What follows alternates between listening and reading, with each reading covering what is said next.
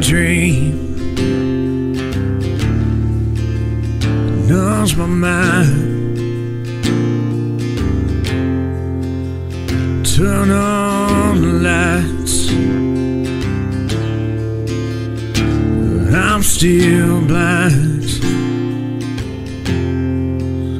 Speed up, slow down, wheels keep on spinning. I play the game, but I'm not winning.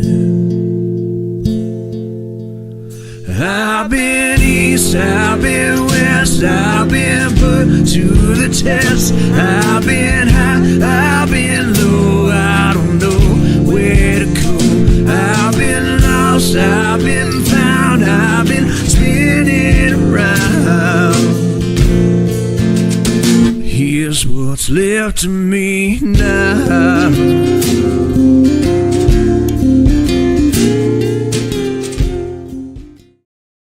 Hello, everybody, and welcome to Into the Weeds podcast here on Military Broadcast Radio. I'm Amber, and I thank you so much for being here tonight. Today, Laura is not feeling well, so she's laying up on the couch upstairs. But it's just me tonight, and I have a good show for you today. Well, tonight, if I could talk.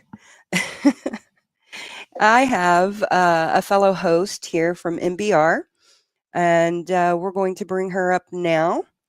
We're going to talk to Dale Edmonds from Uncover with Dale. And she has a podcast on Military Broadcast Radio. I believe it's every Wednesday at 2 p.m. Central. And so without further ado, here's Dale. Interview of the Week sponsored by LTD Tactical.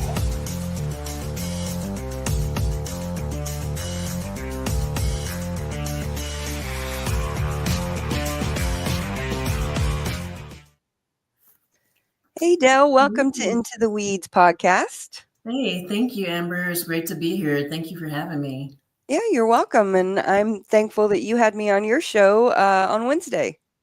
Oh, yeah, it was great. We had a lot of fun. I'm glad you were able to stop by and do that. Yeah, it was awesome. Yeah, and I actually met Dale when I went to Denver to meet Joel and learn more about Military Broadcast Radio. Yeah. Okay, Dale. Yeah, that was fun.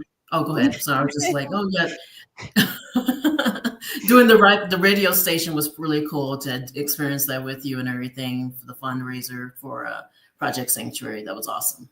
Yeah, and I honestly didn't know what that was going to be about when you guys told me about it. So when I showed up at the radio station, I was like, I don't know. I haven't participated with this group before, Project Sanctuary. So I didn't know what to say about them. Luckily, they didn't ask me to speak.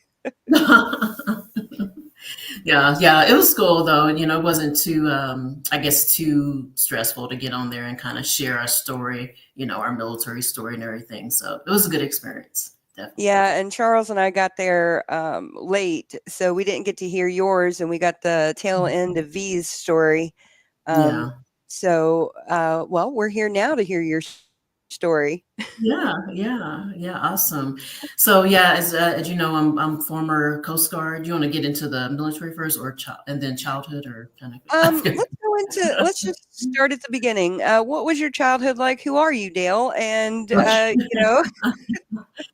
Yeah, so I grew up in a small town in East Texas, a very beautiful place, piney wood trees.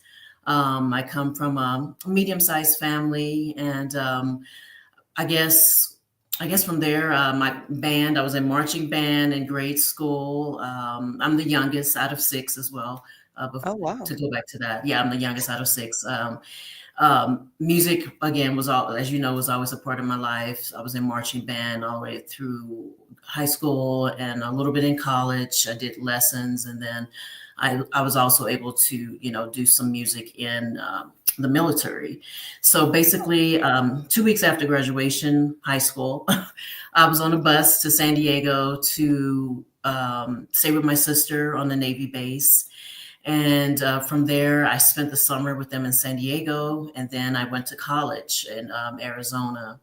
I went to college there, did a year, but I wasn't really mature enough, so I decided, I think I need to join the military or something just to kind of, make sure I'm not floating around, it's, Uh-huh. how does it saying go, idle hands or whatever? Yeah, definitely. The devil's playground. Yeah, the devil's playground. And I think you and I probably know people who kind of floated around after high school and nothing really good came of that, Oh, so. yeah. Yeah, so I'm like, well, I enjoy being in the water, would like to serve my country. My sister was in the Navy already at the time, so I chose the Coast Guard. So Yeah, yeah. that's interesting that you chose the Coast Guard. Yeah. I think I've only met one other person that's been in the Coast Guard. Hmm. Yeah, In it's not too many of us. Yeah, in all the time I've been alive, my 45 years, I think, I've only met 2 Coast Guard. Yeah, wow. That's Yeah. really, yeah. Numbers are, I feel special now. Yeah, when I heard you were in the Coast Guard, I was like, Yeah, "Wow." Uh, I know. yeah, it took Yeah, me it really aback. catches people off guard too, because because you just don't meet a lot of us, and and a lot of them, are male or whatever. But I joined the Coast Guard, and I wanted to travel the world. I wanted to go to Europe, Guam, but in boot camp, I was actually asked by my commanding officer what height I was, and I'm like, well, I'm 5'8". And it was really funny how he did this because he was only 5'3", my commanding officer. And he looked up at me. He's like, how tall are you? He's like, do you want to be on the presidential honor guard? I'm like, I guess, yeah. I mean, it was just weird how it happened. And it was only like 4 of us girls, in Uh-huh. boot camp. So long story short, instead of going to Guam and Europe as I planned, I guess God had other plans. So So I was stationed in D.C., Washington, D.C., or Alexandria, Virginia, pretty much, D.C., and a Navy Presidential Honor Guard base there. Okay, so what is that? Okay, so the Presidential Honor Guard basically is a ceremonial guard in the military where you support military events, funerals, retirements, any type of like presidential events like that. There were some guardsmen actually did White House duty where they did the dinners. I did not participate in that, but just mainly retirements, funeral ceremonies, anything to support the president. And we're usually in the background there, standing at attention, or at whatever, I can't even think the word right now. But attention or at ease, sorry. Oh, okay. Yeah, and Parade rest or yeah. great rest. Yeah. Oh my gosh. I guess it's been so many years. But yeah, it was an amazing experience. I didn't get to travel like I thought I would, but I still got to serve my country by participating in those presidential events. Yeah, that's, really fascinating. Do you have any interesting stories from that time of, Oh, interacting with any people? oh gosh, just getting to meet high officials, at funerals, getting medals for certain events. I didn't bring my little medals out, but you got recognition for those events, and Mhm. just meeting higher command, and it was wonderful, experience. I guess not really one story sticks out to me in particular. I wish I could tell, but just being supportive of the president at that time, and being able to be there was just amazing. So, Okay, and who was the president, that you were serving under? it was Clinton, President Clinton. Okay. Yeah, yeah, Yeah, yeah, he was president when I was in. I was only in for a year in '99. yeah, yeah, yeah, yeah. And so I did a little under 3 years, but I'd had a car accident while in service.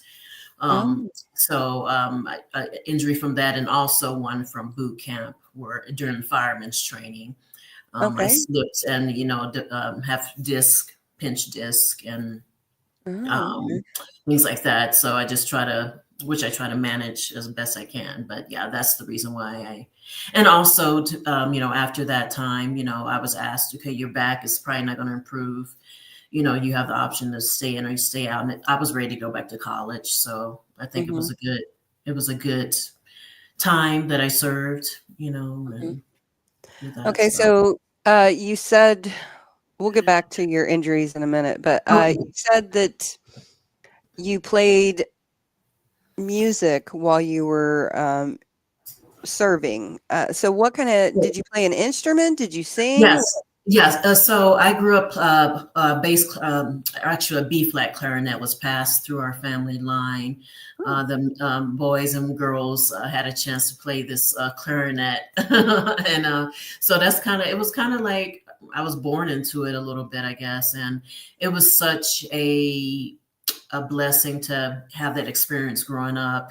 I grew up, which I've shared on the show with you. My mom suffered from multiple mental disorders, and so there was trauma in the household as well, as a military. So when you go through something like that, you can use music as a healing tool, and that's kind of what I did. I started on a B flat clarinet, then I went to bass clarinet, then I went to alto clarinet, then I went to alto sax, and then I play a little bit of drums and a little keyboard.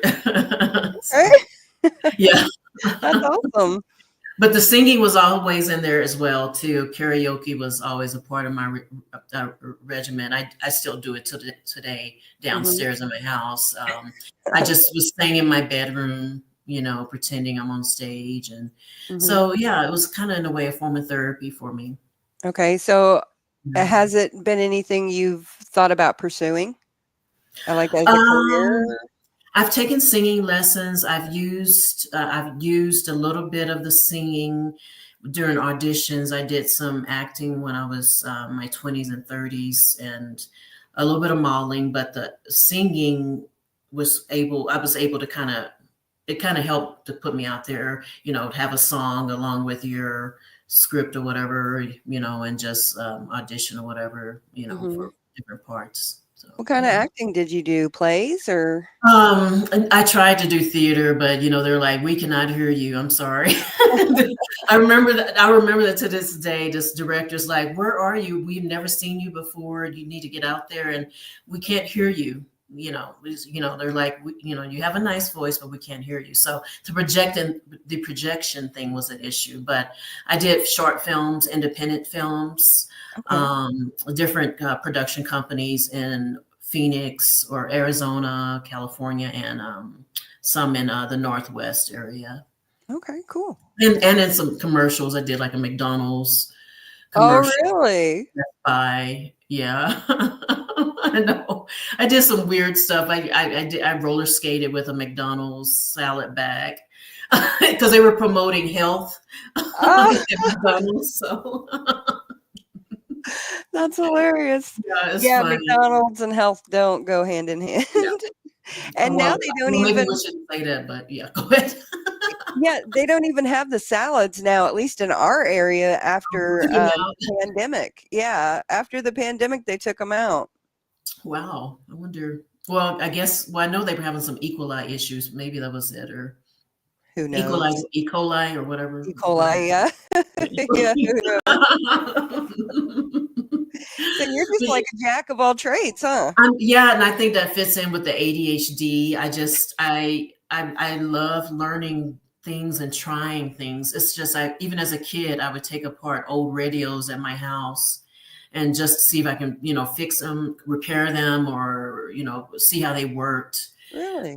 I didn't grow up with a lot of toys. My mom had books in the house and old radios. And, occasionally I got a doll or two, but I didn't really have girly stuff.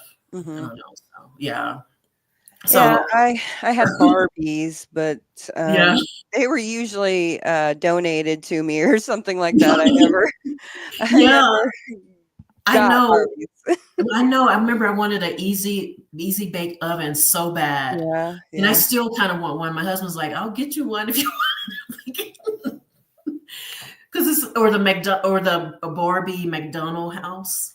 Oh. Yeah, I kind of lived vicariously through my daughter. I bought her as many Barbies and stuff as she wanted.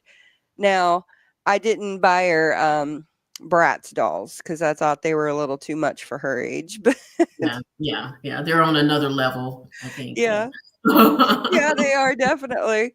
Okay, Dale, we're going to go to break. We're going to listen to "Get on Your Harley and Ride" by the Blue Mountain Tribe.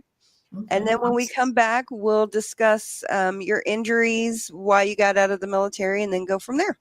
Okay, awesome. Okay.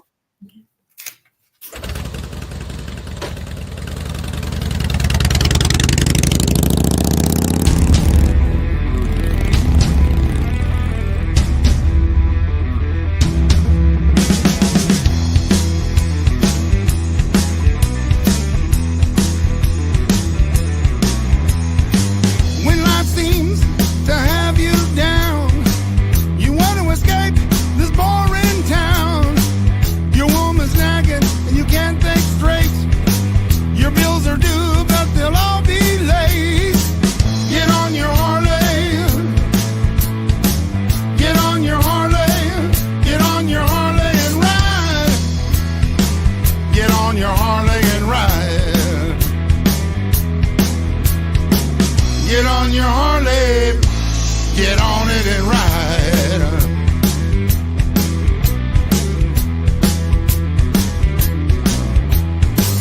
Politicians keep lying to me.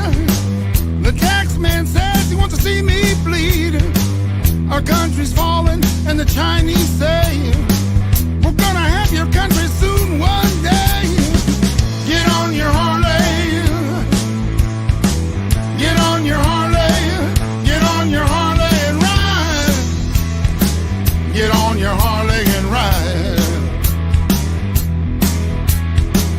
Get on your Harley, get on it and ride.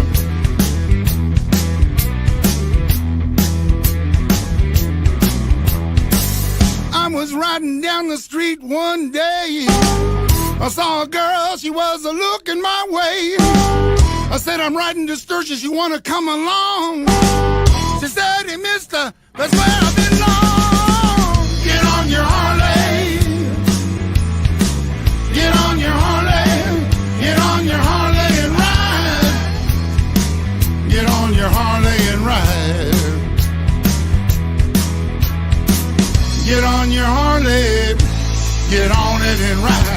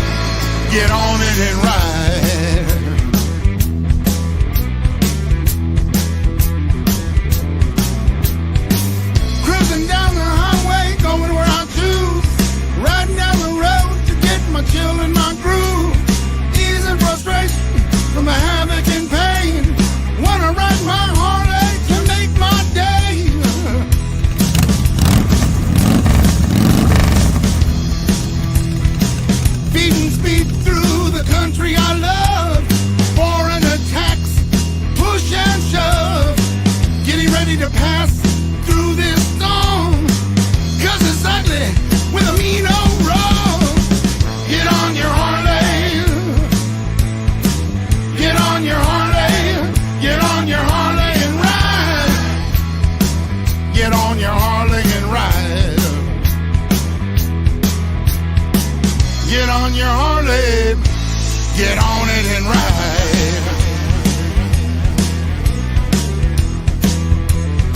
Opinions expressed in this program are those of the speakers and do not necessarily reflect the views or positions of any entities they represent.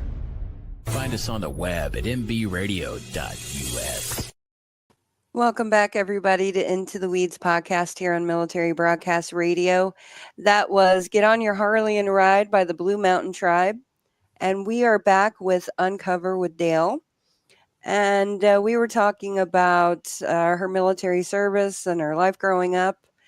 And so you mentioned earlier that you got hurt in basic training during a fire drill. And then you also got in a wreck. So I'm assuming that that's what led to your service ending? Right. Yeah, it was a compilation of all of those issues, unfortunately. So at the end of the day, it was just really hard to function. Standing for long periods of time really started taking a toll, sleeping at night. I remember, having to, I'm sure you know this trick, sleeping with a pillow between your legs because of the hip flexors. It's just like everything was so different. Sitting in a movie theater at that time, I had to put like my purse back there and kind of like, it was just my whole quality of life definitely shifted after the accident. I've been over the years, just trying to do things which we can discuss later, but the journey with pain, is definitely challenging, right? Mm-hmm. So you got out of the military. What did you do after that? So after I got out of the military, I worked for like the state of Arizona for a few years. Mm-hmm. And during that time, I was asked to do some modeling. Well, actually, I'd been asked to do a little bit of modeling while I was in DC. Scout or whatever had asked me. It was like a modeling school or whatever. Mm-hmm. So I kind of started doing it on the side. And then when I moved back to finish my degree, I was kind of doing that, I did 2 years for my degree, and then I started doing the modeling. So finished my degree and did that. So. And what was your degree in? Electronics, computer technology. It was just an associate's. You surprised me so much. When I was on your podcast on Wednesday, you started talking about how you were out there at a forge hammering forging the knives. Yeah. I was like, what? Yeah, trust me, I get it a lot. I'm just like all over the place. I'm just like, You have the most random things. I thought I was random, but you are even more random than I am. Yeah. My resume is definitely easily could be 10 pages. So I've had to kind of narrow it down because people are like, well, wait a minute. Okay, you used to work with like explosives. You used to work at Intel. I'm like, yeah, I used to do this. I used to do that. So, okay, explosives. What did you do with explosives? So I worked with for a company in Arizona where they put together parts for the space shuttle, and also they did some testing with some missiles and stuff. So my job was to put the equipment that they needed in little bags, like little dime bags, kind of. So it was just like. And dime bags, put the labels on there, and just store it where it needed to be stored, So it was like a temp job, but I guess my degree qualified me to do it. And I think at the end of the day, we really can just learn anything. If you go to college, or even if you don't go to college, I think you just study on something, you can just learn it. I don't know. So what else? You said intelligence. So what else? What else have you done? I worked at Motorola as a maintenance technician for the computer chip industry and Intel. where I met my husband in Arizona. And so it was kind of like until after I went back to school, the VA put me through voc rehab, and I got my bachelor's in technical management. Mm-hmm. So Intel picked me up after I got my bachelor's. So I worked with them kind of during the chip explosion era and all that. And we ended up, kind of moving around the country. We were in Portland, Oregon, where we got married. And then we went to Miami, Florida, because Portland, Oregon, there's not a lot of sun up there. So we kind of skipped around and tried to follow where the weather was. But my husband loved it up there in Oregon with the weather and stuff. But I'm kind of more of a sun person. I need sun. So, being from Texas, I'm sure. Yeah. But yeah, as you could tell, I am very, I guess, diverse with things I do. So yeah, you're extremely diverse. I mean, my husband's done a lot of weird jobs and stuff like that. But I think you give him a run for his money for sure. At the end of the day, I kind of look at it as a paycheck is a paycheck. And so I'm just like, okay, I'll do this. I've done this. And, the weirdest thing I've ever done, I guess, out of all my careers, it involved dressing up in bathrobes in downtown Arizona and marketing Axe body wash.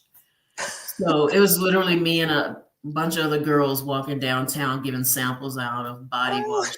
Axe body wash in Phoenix. Yeah, in the heat. At least the ropes were kind of thin. They were kind of silk ropes. But that's got to be the weirdest thing I ever. Yeah. So. Yeah, I can't even imagine walking downtown Phoenix like that, because that's a pretty rough town. That's a pretty rough city. Yeah, well, back at that time, it was kind of okay. It was like during like the business hour, lunch rush. Oh, okay. So, we were literally, in the high rises areas, going into the banks and stuff. And marketing is interesting. I got to say, that's probably one of the most interesting things I did. Because when you market products, they come up with ideas to market things with people in bathrobes and, pushing bubble gum, doing the girls in a bar, giving out the T-shirts, during the games. So I did all that. So it's just like, I look back now and it's funny though. I'm like, what was I thinking? But it was good money. Yeah, and honestly, who can say that they did all those things? Only you can. Yes, yeah. You're like, I really thought she was weird, but she's really weird. Not just kidding. No, yeah. I've been meeting women who are very, I'm just so blown away sometimes by some of the women that I meet that, I guess even having been in the military and being surrounded by strong women my whole life, I still am so shocked, I guess, when I meet a woman like you who has gone out there and done all these things, that I don't know. I just find it interesting that you're independent and,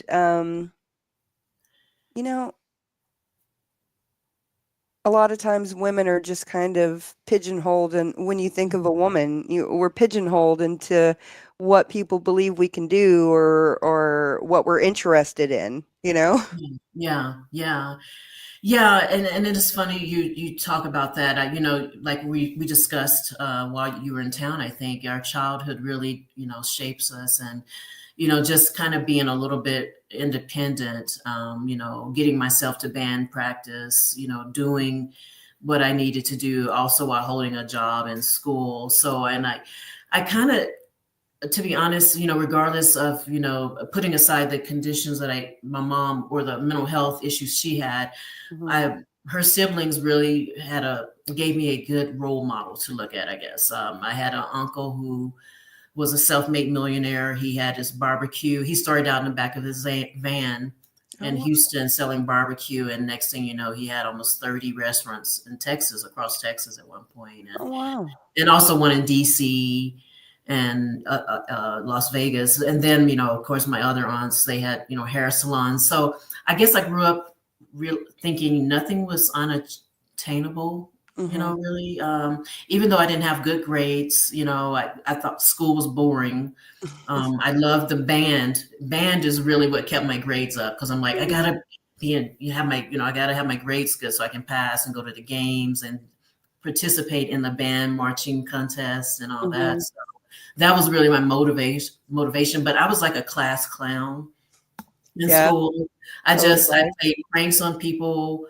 I was a barterer. I would go around the cafeteria bartering and changing food.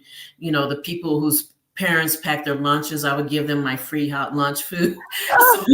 So it's like I was like already like doing like transactions and stuff. They actually called me the borderer, because they're like, here comes Dale. Here comes the borderer. So yeah. Okay, you're saying barterer. I thought you said borderer. I'm like, what? So yeah, that's my accent. I apologize. I wonder if V watching right now. He's probably I know. I was just thinking about that. I was like, oh, he's gonna give her heck for that one. Yes, I know. I know B's and R's, and oh my gosh, yeah, those are a little bit challenging. Yeah, I'm from Oklahoma, but I guess I don't have an accent. I don't know. I don't think so. Yeah. Maybe it's very slight. I mean, I can tell you're a little bit from like the Midwest, South border, but not. Yeah. I guess I don't know. Maybe it comes from suppressing my accent so long over the years, and trying to fit in. Because it was really thick when I left home. When I left Texas. So, yeah. Yeah, it was really fun. Okay, so after you did all that, what brings you to where you are now at MBR? So, gosh, MBR, to be honest, just has been a part of the journey. I still have my working career and everything on the side, but okay, what do you do? Okay, so what do you do I didn't realize you were actually working still. So I work at a blood research company. Yeah. So yeah. Okay, I remember you telling me that. For some reason, I thought it was a past job. Yeah. It's like a blood. It's like on the side, kind of. Yeah. So it's kind of a side thing, and then I'm able to fit MBR in with the schedule. Because the companies, yeah. So explain a little bit about what you do. So I work as a sales liaison for a blood research company. I handle the logistics. Basically, it's my job to ship the blood to research facilities, hospitals, make sure it's shipped the correct way. It has to be either on dry ice, cryo, freeze. And the shipments include everything from whole blood, quarterbacks of blood, bone marrow, cancer cells, O blood, negative blood. I mean, we ship pretty much everything for, and it's all to help with the research with cancer, COVID, MS, all your major conditions. Okay. And that's pretty much what they do. They just do research on these things. And a COVID vaccine, I guess, came out of some of the research as well. Because we were working with some of the facilities. Okay. And you just do the logistics? Yes. Okay. Yeah. So you're not like in there handling the specimens or anything like that? No, I'm not working with the scientists, just the logistics. I contact the scientists, ask them how they would like it shipped, when's the deadline. And if they have future shipments come up, I'll go ahead and get those set up. So I'm kind of like, in between the scientists, the main salesperson, and I'm like in the middle kind of there. So okay. Yeah. So and MBR, go ahead, I'm sorry. No, so in the meantime, you're doing MBR.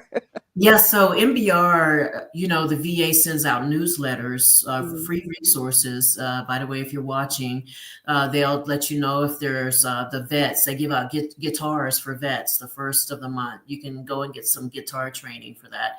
There was a newsletter that came in for podcast training. I'm like, well, that's kind of cool. I've thought about it, as I write. And I do have a mini studio set up in my home here where I record my voice while I'm reading my writings. and I have an intro and all that music and everything going with that. So finally I get a call or a text from Joel, or an email maybe in July, I would say. And we set up a video chat and we're talking and stuff. And it was a really cool call. We were laughing and stuff. He's like, can you come in the studio today? I'm like, I guess, yeah. I think this week. He said, yeah, today. And I'm like, okay, cool. And he's like, yeah, I think, you should do this. And I went through some training, of course. And, I thought the training was going to be a little bit longer before I got my own show, but I guess he's like, I think you're ready. I'm like, okay. So I was so nervous. I'm like, oh my God, it's just so, but at the end of the day, I have done voiceover work and, the acting. So I think that kind of helped me to get into the role, have the confidence. I still have anxiety, of course. I've always had anxiety in front of audience, believe it or not, but it's manageable to a point. Yeah, preachers usually suffer from anxiety. Weirdly enough, people don't think that, but most of the preachers that I know suffer from anxiety in some form or another. Yeah. I've known people who are pastors, and it can affect your sleep. Preparing for each sermon each Sunday, that's a lot of pressure. So I don't really know if I could do it, but I guess some people do it, but it's definitely you have to be disciplined. Oh yeah, definitely. And reliable. Yes. And reliable. You can't be like sending those texts as I send. Oh, am I gonna make it? I'm too tired. Yeah. I try not to do that as much as I used to, but it's just sometimes, as we were talking earlier, anxiety, which is one of my other conditions. It can be draining to be around people and big settings and stuff. Sometimes, especially around the holidays, I try to set up boundaries so I don't do too much. It's not too draining. Yeah. Because I just kind of pick up on people and their moods and stuff, and it's just like really hard to cut it off. And it's my therapist said it's part of the OCD, anxiety and stuff, but it's also a superhero gift, I think. Yeah, I really think it is. Actually, we're going to go to break, and then when we come back, we'll get into all of that, what you talk about on your podcast, and go into the mental health struggles you have and how that plays into your content and what you're talking about. Awesome. Okay, so we are going to listen. Sorry. We're going to listen to Matt Oakley, Can't Take the Dogs. We'll be right back with Dale.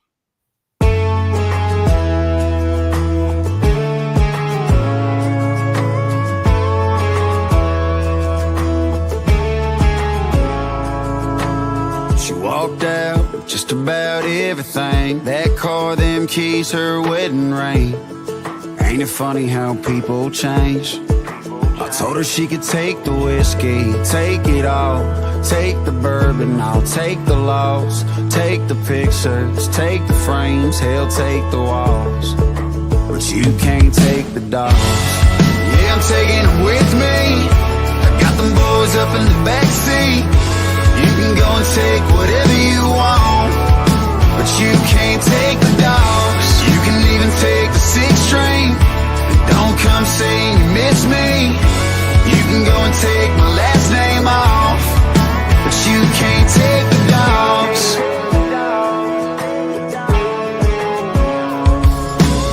She came back just a couple weeks after that. Guess she got lonely in the aftermath, not having them boys around.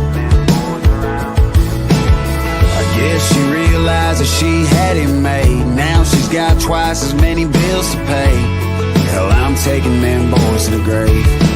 Now there ain't a damn thing to say. Yeah, I'm taking them with me. I got them boys up in the backseat. You can go and take whatever you want, but you can't take the dogs. You can even take the 6th string.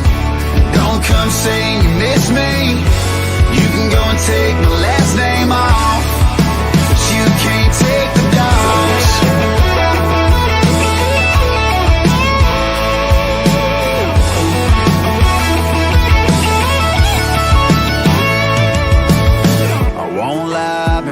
waiting for your call, just so I can go and tell you all and talk about the things that you did wrong and how you can't take the dogs.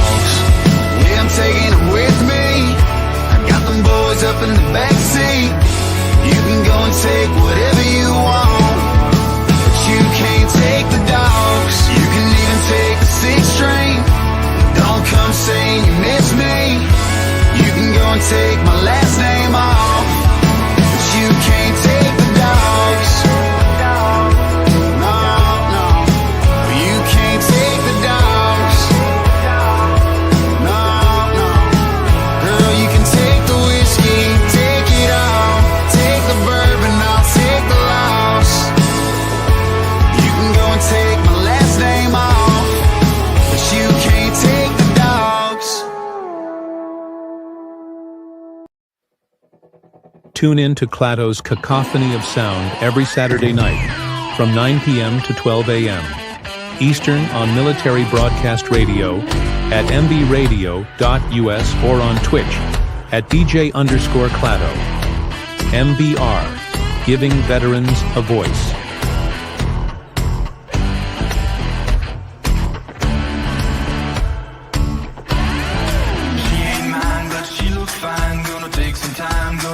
Opinions expressed in this program are those of the speakers and do not necessarily reflect the views or positions of any entities they represent. Find us on the web at mbradio.us. Welcome back to Into the Weeds podcast here on Military Broadcast Radio. That was Matt Oakley's Can't Take the Dog. And, you know, Dale, well, we're actually with Dale from Uncover with Dale. Matt Oakley started singing during the pandemic. Oh, are you serious? Yeah. Wow. Oh my God. Well, you know what? I've heard a lot of musicians came out of the pandemic. I had an opportunity to go to like a country concert with some friends recently. And this guy is like a well-known musician now. And he's like, he went sober during the pandemic and he just he picked up his guitar and next thing you know, he got discovered. It was crazy. Right? Yeah. There's been quite a few of them. And I think, that's cool. That he was Yeah, I was really impressed because I had heard of him before he came across MBR's area. I don't know, our consciousness. Okay. Yeah, our consciousness. I like that. I'm terrible with trying to think sometimes. No, it's it's a holiday month. We're all. I think everyone's feeling a little bit stretched thin right now. You know, it's just a lot. This is a busy year. Election. We got snowstorms. We got fires. We got everything. Yeah, and I was telling you, I don't know if I told everybody. I didn't tell everybody I was in Kentucky this weekend, on a women's trip. So I've been gone from Thursday until late Sunday night, and then been going all day today, and then got an interview tomorrow. So I'm just like, ugh. Oh my gosh. Yeah, I can imagine. That time is just flying by. Yeah, it's crazy. It sure is. Okay. So speaking of holidays, before we left off, we were talking about mental health and your podcast and everything. Yeah. And I know holidays bring up a lot of issues with people, especially if they're suffering from depression or have lost people. My show, we try to tackle mental health, anxiety, PTSD, you name it, anything on the spectrum, OCD, HD, ADHD or whatever. There's the holidays. We're already drained. We have some losses we've had. I know, me personally, I lost my mom last Thanksgiving weekend, and this year, but to be honest, her quality of life wasn't there, and she'd been suffering for so long, and she made it to 85, which is just an amazing in itself, especially with the mental disorder. But with that happening, I just try to, be present in a moment, and I've been trying to just remember the good times, and I'm working on a book as well about her, because I do think she was an amazing person, and there's definitely a story there to tell about her. But a long story short, the anxieties, that can come from, whether it's trauma from the military service or your childhood, my show tries to tackle that and just try to give coping skills to different veterans, whether it's getting out and enjoying the outdoors, going to a music concert, doing karaoke, taking up bowling. There's so many resources, especially for veterans out there. And so I try to get that information out there to as many people as possible, any resources I can. We try to give resources to veterans in Florida during the hurricane. I tried to put the number out there as much as possible. So if I can just help one person and share my story at the same time, because I think we all have a story that we all have a story. And I think your story is a gift for someone else.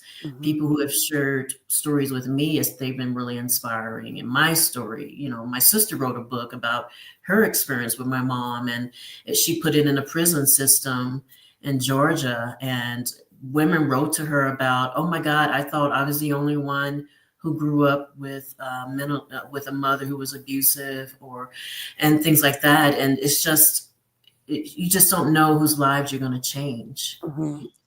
So you getting into that, can you just kind of go briefly into what your mom was suffering with and what you suffered as a child, since you've brought it up several times? And I don't want to get too personal, but I would like for you and to share it with our audience so that we can know where you're coming from. Right, definitely. I know abuse is a broad term. Yeah. So my mom was a super intelligent woman. However, she always exhibited certain traits of having like a paranoia, things like that, and short-term memory, which also can trigger schizophrenia and other things like that. A long story short, after she had children, it just really wasn't a good combination. There was severe abuse to the siblings, physical abuse, not to get too graphic, but one of my sisters was actually blinded in one eye by my mom. She used a broom to, and so my uncle, who's a millionaire, he actually took my sister to a specialist, but she wasn't able to get her eyesight back. But it was pretty severe trauma. I guess you can, Nightmare on Elm Street. I don't know, but there was this other side, where we had fun and we did these other things. So there was literally two separate people, I guess. And during the end of her life, they kind of diagnosed her with like a schizophrenia disorder. So really, it took that long? Yeah. And to be honest, she's super intelligent. Her IQ was off the charts. She had doctors, food, she was very functional. She abused my father. So he had to, divorce her. A lot of people think only the husband abuses. Women can abuse men physically on their body. And a lot of men will not fight back. So I just want to put that out there. There are a lot of women and they abuse their husbands. So anyway, that's kind of like a snippet of what I went through and why I care so much about mental health, because I developed a lot of coping skills through that, living with her for 18 years, seeing her this way one minute and this way the other minute. And a lot of people, I run hot and cold. A lot of people can run hot and cold, but it can be really extreme from some people where another person is there kind of like, so. Yeah. I have somebody in my life that suffers from mental health problems. And I was telling that person's child, I was like, my mom neglected me. Like, she just really wasn't around. And I always thought that was bad. But when you experience a parent, whether it be a mother or a father, that like hovers and is always there and is always inserting themselves into things, that, from my opinion, from what I have observed, that seems to be more toxic than just letting your child just, kind of exist, Yeah. and not being a part of their life. Yeah, neglect is a powerful it's a powerful I don't know, sin, whatever thing to do to your child, because it gives them inferiority complex, self insecurities. And I've known people, where the mother kept one daughter and gave away the other one, and they come back together later in life, but there's something there that little girl was in the inside, that adults like, why wasn't I good enough? You kept her. So I've heard so many different cases of that, and it's very traumatizing. Yeah, but having a parent being there but not there, right? No, but I'm talking about in the other situation where you had a parent who was there and was Right. inserting herself into Right. your life. To me, that's more toxic, honestly, because I've seen some of that play out in other people's lives. And to Yeah. me, it's more toxic to have a parent just constantly nagging and creating chaos and division and abuse and things like that, than just having a parent who just kind of forgets you're there. Got you. I see what you're saying. Yeah. And and it is so weird, Amber. And to be honest, it was so random, the episodes. I mean, there was normal periods, and then all of a sudden, there wasn't. So it was definitely like on a timetable. And a lot of mental illness are connected to certain times, throughout the year. So it was definitely, it's definitely put me on guard with a lot of people, body language, people change their body language. It helped me as a background investigator, actually, which was another career. Oh, Back really? then. Yeah. Just, talking to people and getting them to give you information, but reading their body language and stuff. So, I try to focus on the good. Okay, this was a traumatic situation growing up, but the skills I gained from it, I think it's really saved me from a lot of horrible things that could have happened to me. Like, I'm like, something's not right there, Yeah, that's Yeah. I think no matter whether you have a helicopter parent or an absent parent, Yeah. I think you kind of you gain these skills to where you're more observant of people, you're more cautious of people. You want to know what their aim is. Why are you inserting yourself into my life? Yeah, exactly. And sometimes I put on blinders. We all are human, right? But Oh yeah. we ignore certain things, warnings or whatever. But I hopefully over time it gets better. But at the end of the day, we're never going to be perfect. So Yeah. yeah. Okay, so Dale, what kind of things are you looking for in the podcast to come up? What kind of things are you going to be doing, talking about, Yeah. and focusing on? Yeah, so I'm pretty excited. So my show's on Wednesdays, 1 p.m. Mountain Time. This week we will be speaking with the owner of Kilroy's Blacksmith Shop in Colorado Springs, where they teach veterans how to forge knives and all kind of things. So, just getting that resource out to veterans is just going to be important. We have chiropractic care coming up. I actually working with my current chiropractor to come on the show and talk about the benefits of managing pain in our bodies. Because, most of us we suffer from, I know your story, Amber, story with pain, severe pain, and coping with that pain and how to manage it with your diet, to be honest, even just looking at your blood type and seeing what type of foods you really shouldn't be eating. Yeah. And, on mine, unfortunately, it was pretty long. And the kickers were sugar and alcohol, and caffeine. And I'm like, well, what's left? So, but, just we want to educate veterans on how to manage the pain if they can, along with whatever, medications you might need as well. continuing to just bring more awareness about health, mental health, getting out there, taking care of yourself, going to therapy. There's nothing wrong with seeing a therapist.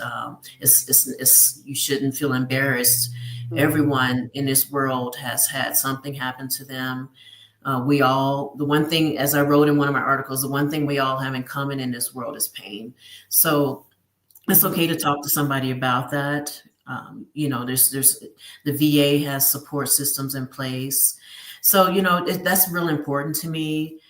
Just using, my life and the things I've went through and try to help other people on their journey. That's what the main focus of my show is. Okay. Yeah. And so where can they find you? So they can find me on YouTube under Uncover with Dale, YouTube, X, Twitter, Instagram, Spotify, along with medium.com is where I write about my writings, or where I have my writings on mental health. Substack, I have podcasts on Substack as well, audio and video.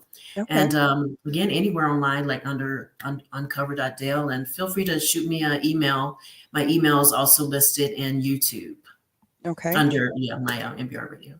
Okay. Now, Dale, I forgot. I try to ask everybody who is on here if they have ever had a paranormal, UFO, or cryptid experience. Have you ever had one of those?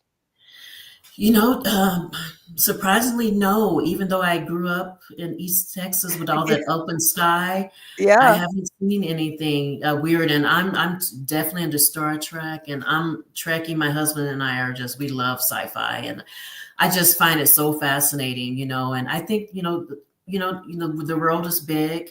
There's a lot of things out there we don't understand, and we may never. But I think there's a lot of things out there that we won't understand, I guess, if that makes sense. Yeah, I don't think most of what we don't understand will probably not be explained to us until we get on the other side. Exactly. But, go ahead. I wish sometimes like a spaceship or like a Star Trek car machine would come and fly me out of here, and just like, I'm sick. Not me. Not me. Not you. I mean, to a better place, Oh, okay. Well, as long as it's to a better place. I mean, maybe if it was like an Elijah situation or an Enoch situation, but I don't think I want to be probed or anything like that. You don't want to be experimented with an alien enema, like a. Absolutely not. It's funny. I know I've had to throw that in there, because we had it on the other show. So yeah. It's funny. This is awesome, man. Yeah. Yeah, I'm so thankful that you came on, and you're welcome back anytime. If you ever want to promote anything or talk about anything, just let me know, and we'll get you back on here. Okay, I would love to. Thank you so much, Amber. This has been amazing. And as always, I know you're probably tired of hearing it. You're amazing, you and your husband. And it's a blessing to have met you both out here in Colorado. Yeah, as well, to you as well, Dale. And I'm very thankful for the friendship, and I am excited to see where you go on MBR. And if you ever need any help, please reach out. Thank you. I will. You're amazing. Thank you so much. Okay. Thank you, Dale. And thank you, everybody, for joining us. And we will be back. Actually, I have an interview tomorrow. And I'm not going to even tell anybody who it is, because I just want it to be a surprise. So, so we will see you tomorrow. So, Dale, I hope you have a blessed night, and I pray that everybody out there has a blessed night. And please go check out Military Broadcast Radio and Uncover with Dale, and we will see you next time. Thanks, guys. Bye. Take care. Peace. Bye. Have a good and blessed night. Ladies and gentlemen, thank you for tuning in to Military Broadcast Radio. As we wrap up today's show, we want to remind you that the podcast of today's episode will be available right after we go off the air. So if you missed any part of the show or want to listen again, be sure to check it out. And remember, we're here to support and honor our veterans. Your stories and experiences matter, and we are committed to giving you a platform to share them. That's right. We're here to give our veterans a voice. So don't forget to catch the podcast and stay connected with us. Giving our veterans a voice.